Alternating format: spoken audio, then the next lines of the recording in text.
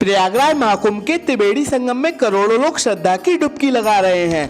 त्रिवेणी का मतलब होता है तीन। यह त्रिवेणी संगम तीन पवित्र नदियां गंगा, यमुना और सरस्वती से मिलकर बनता है, जिसमें आप गंगा और यमुना जी का संगम होते तो प्रत्यक्ष रूप से देख सकते हैं। पर आज भी यह माना जाता है कि सरस्वती नदी अदृश्य रूप से संगम में आके मिलती है। पर ऐसा क्यों? आखिर कहाँ विलीन हो गई पवित्र सरस्वती नदी?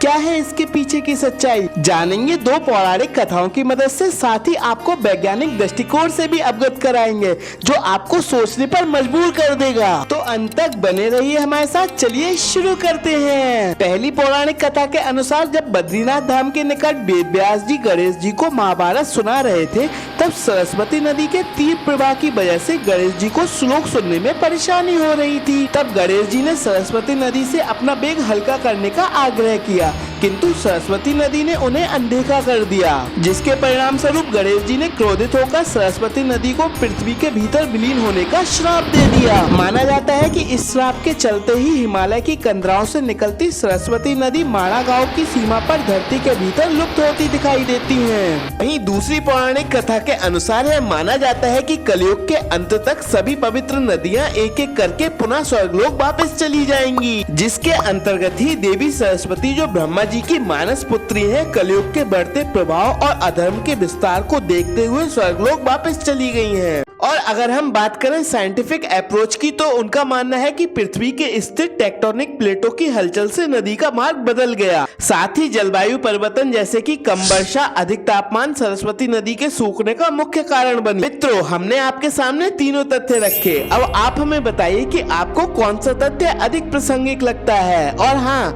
सनातन धर्म से जुड़े ऐसे ही रोचक तथ्यों को जानने के लिए हमें लाइक, शेयर, सब्सक्राइब करना बिल्कुल भी मत भूलिएगा। धन्यवाद।